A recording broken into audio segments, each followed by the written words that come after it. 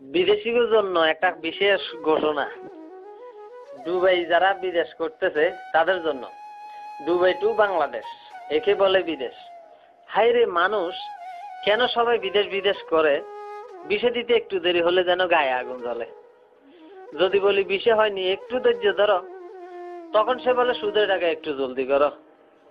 বাবা মারা সময় একটু জমি দিয়ে গেল, হতভাগে বিদেশে আসা বিক্রি করে দিল।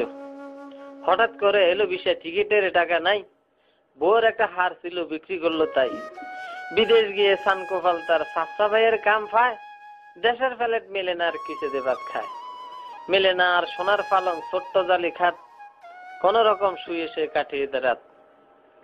সকাল 5টায় শুরু হয় কাম, বিকাল 5টায় শেষ। 30 দিরহাম মজুরি তার 1 ঘন্টা পায় রেস্ট। কষ্টে কষ্টে 5টি মাস হলো তারি পার, ডাব করলো দেশে টাকা 32,000। বউ তাহার আত্মহারা এত টাকা পাই, সবার কাছে গর্ব করে জামাই ডুবাই।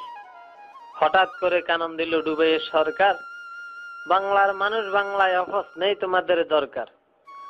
দেশে যাইয়া প্রথম গোল্লি বেনসন করে নেতাগিরি, কয়দিন পরে দেখি তারে টানে আকিস বিড়ি।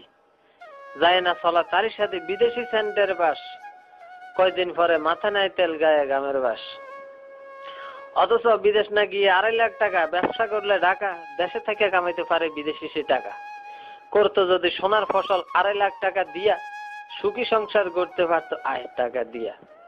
ছেলে মেয়ে মানুষ করতো, থাকতো একই সাথে, নো টেনশন নো ফুর্তি, ঘুমতো তার রাতে। নিজের চোখে দেখতে যদি কেউ বিদেশের হাল, বিদেশ আসার নাম লইতো না কে ইহুকাল পরকাল। নিজের চোখে দেখেছি আমি বিদেশ কাকে বলে, সবার কষ্ট দেখে আমার ভিতরটা শুধু জ্বলে। সবার কাছে এই অনুরোধ, কেউ না যাইও ডুবাই, জ্ঞান থাকলে দেশে ঘরে ডুবাইয়ের কামাই।